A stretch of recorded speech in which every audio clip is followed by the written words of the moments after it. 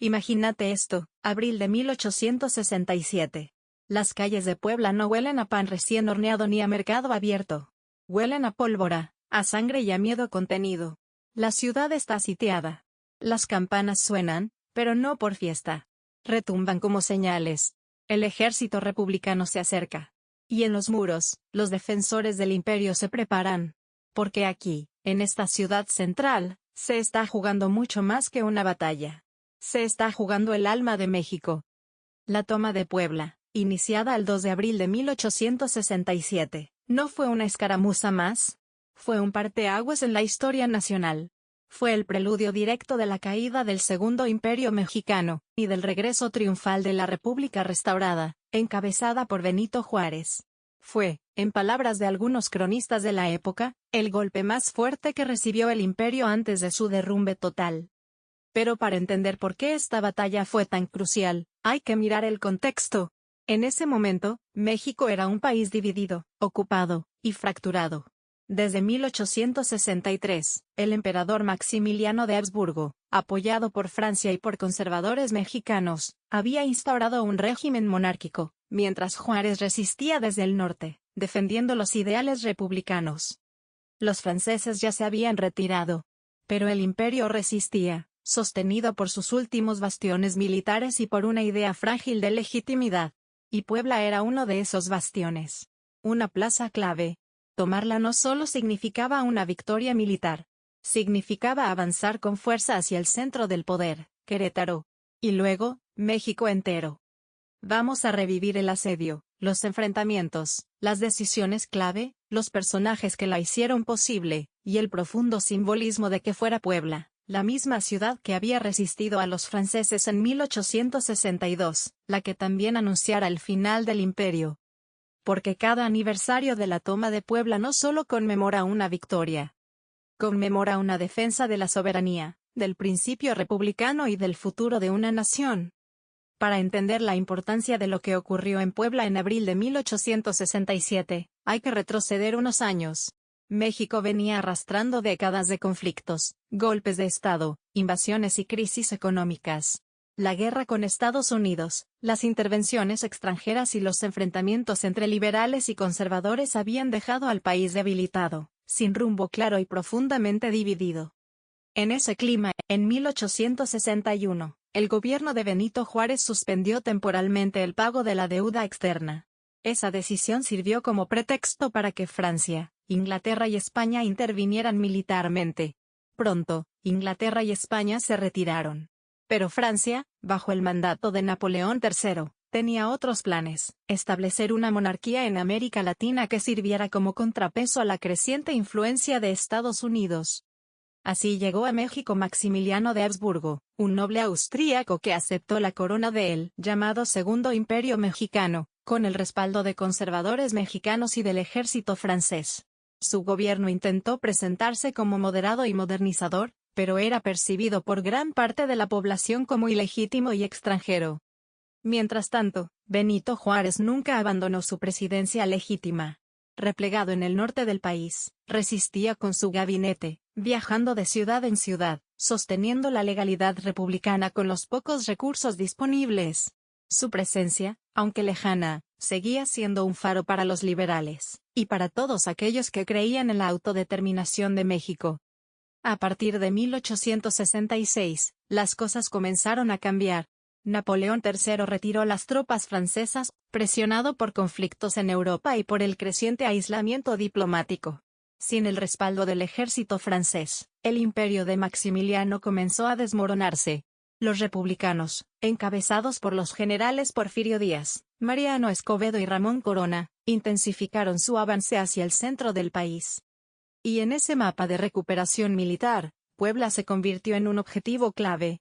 Era una ciudad estratégica por su ubicación, su tamaño y su historia simbólica. Si caía Puebla, el imperio quedaría completamente desprotegido. Por eso estaba fuertemente guarnecida. Por eso, recuperarla era un objetivo tan urgente como peligroso. Lo que se jugaba no era solo una ciudad. Era la soberanía. Era la Constitución. Era decidir si México sería una república libre o un satélite de los imperios europeos. Y Porfirio Díaz lo sabía. El 2 de abril de 1867, Porfirio Díaz y su ejército republicano comenzaron el asalto decisivo sobre la ciudad de Puebla. Pero en realidad, la ofensiva había sido preparada desde semanas antes. El sitio comenzó a mediados de marzo, y con él, comenzó también la presión, no solo militar, sino moral. Porque cada día que pasaba, Puebla resistía. Pero el imperio se desgastaba un poco más. Puebla estaba fuertemente defendida por tropas imperialistas al mando del general Norberto Ortega, con cerca de 8.000 hombres, apoyados por una red de fortificaciones y trincheras. Sabían que si perdían la ciudad, Maximiliano quedaría prácticamente aislado en Querétaro. Sabían que esta batalla podía definirlo todo. Díaz, por su parte, disponía de alrededor de 18.000 efectivos. Había rodeado completamente la ciudad, cortando suministros, comunicaciones y rutas de escape. Pero no quería una batalla larga. Su objetivo era una toma rápida y contundente, para evitar más bajas y para impedir que el imperio tuviera tiempo de reorganizarse en el centro del país. Durante semanas, los republicanos bombardearon posiciones clave. Pero la resistencia fue dura. La ciudad, convertida en campo de guerra, vivía entre la tensión del combate y la desesperación civil. Las calles eran trincheras. Las iglesias, bastiones. Los techos, puntos de fuego. Y la población, atrapada en medio de un conflicto que no eligió. Finalmente, el 2 de abril en la madrugada, Díaz ordenó el asalto general. Fue un ataque coordinado, por varios frentes, con énfasis en la toma de los fuertes de Loreto y Guadalupe. El avance fue feroz. Hubo combates cuerpo a cuerpo, barricadas improvisadas, edificios incendiados. Las tropas republicanas lograron romper las defensas en menos de 12 horas. Al mediodía, Puebla había caído. Fue una victoria aplastante. Casi 3.000 prisioneros fueron capturados. Las tropas imperiales, desmoralizadas, no pudieron resistir la presión. Y Díaz, con una mezcla de estrategia militar y audacia política, demostró que la República no solo resistía, avanzaba con fuerza. A pesar de su contundencia, la toma de Puebla no fue un acto de venganza. Díaz ordenó respetar a los vencidos, proteger a la población civil y evitar represalias innecesarias. Este gesto, que fue celebrado por liberales y extranjeros, reforzó la legitimidad del movimiento republicano. Y Puebla, una vez más en la historia mexicana, volvió a ser símbolo de resistencia, sacrificio y destino. La caída de Puebla el 2 de abril de 1867 fue mucho más que una victoria militar. Fue el punto de quiebre que Maximiliano de Habsburgo no pudo revertir. Una semana después, los periódicos liberales ya lo escribían sin rodeos: la monarquía impuesta ha recibido su herida mortal. Porque después de Puebla, ya no había lugar seguro, ni defensa posible, ni legitimidad sostenida. La estrategia republicana avanzó sin pausa. Mientras Díaz aseguraba la ciudad y organizaba la logística para sostener el frente, el general Mariano Escobedo intensificó el cerco en Querétaro, donde Maximiliano y sus generales, Miguel Miramón y Tomás Mejía, resistían rodeados. Las noticias de la derrota en Puebla llegaron como un balde de agua helada al cuartel imperial. Ya no era cuestión de si caería el imperio, sino cuándo. Y el cuándo llegó rápido. El 15 de mayo de 1867, Maximiliano fue capturado en Querétaro. Un mes y medio después de la toma de Puebla, el segundo imperio mexicano se había derrumbado por completo. Fue el fin de un experimento político traído por Europa, sostenido por armas extranjeras y por élites conservadoras, pero incapaz de enraizarse en una nación que, a pesar del desgaste, seguía apostando por su soberanía y su constitución. El regreso de Benito Juárez a la capital no fue solo un regreso simbólico. Fue el restablecimiento legal del orden republicano, interrumpido por años de guerra. La república restaurada no era perfecta. Heredaba un país en ruinas, dividido, con heridas abiertas. Pero tenía un valor inmenso. Había sobrevivido a la imposición imperial y se había reafirmado en combate. Y gran parte de esa reafirmación se le debe a Puebla. A su caída rápida. A la estrategia certera de Díaz. A la valentía de soldados anónimos. A la convicción de un proyecto nacional que se negó a morir. Desde entonces, el 2 de abril se convirtió en una fecha fundamental para los liberales. Y más tarde, para el porfirismo, sería utilizada como un símbolo de victoria nacional, disciplina militar y lealtad a la patria. Durante décadas, se celebró como una fecha cívica importante. Hoy, aunque más olvidada en el calendario popular, merece ser recordada como uno de los momentos en que México decidió no rendirse. Porque esa batalla no fue solo por una ciudad.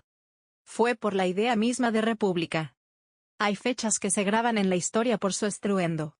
Otras, por su significado. Y hay días, como el 2 de abril de 1867, que cargan con ambos, con la pólvora del combate y con el eco duradero de lo que se defendía. La toma de Puebla no fue un hecho aislado. Fue la bisagra entre un México sometido y un México que se levantaba. No solo marcó la caída del imperio de Maximiliano, sino también el momento en que el proyecto republicano volvió a ocupar el centro de la nación. No como idea, sino como realidad política. Puebla fue el principio del fin para una monarquía que nunca logró sostenerse sin baquetas extranjeras. Y fue, al mismo tiempo, la victoria más emblemática de Porfirio Díaz como general republicano, mucho antes de su figura como presidente eterno. Años después, él mismo buscaría que el 2 de abril se instituyera como fecha cívica nacional, con desfiles, ceremonias y medallas. No solo por ego personal, aunque lo hubo, sino porque ese día resumía un ideal militar y patriótico que marcó toda una generación. Pero con el paso del tiempo, la memoria de esta batalla se fue apagando en el imaginario colectivo. Quizás porque la historia posterior de Díaz eclipsó sus méritos como estratega. O porque la historia oficial se concentró más en el 5 de mayo, y la defensa contra los franceses que en el desenlace final del conflicto. Y sin embargo, la toma de Puebla merece un lugar más visible en la historia nacional. Porque representa el momento en que un país fracturado logró reconectarse con su esencia republicana. El instante en que la resistencia se convirtió en recuperación. Cuando los ideales escritos en la Constitución de 1857 dejaron de ser papel. Y se volvieron pólvora, estrategia y convicción. Hoy, al recordar esa fecha, no se trata solo de celebrar una victoria militar. Se trata de entender que, para que una república sobreviva, hace falta más que instituciones, hace falta defenderlas. A veces con leyes. A veces con palabras. Y, en aquel entonces, con armas. La historia de México no se construyó con discursos. Se construyó luchando por el derecho a decirlos. Y en Puebla, aquel 2 de abril, la República volvió a hablar en voz alta,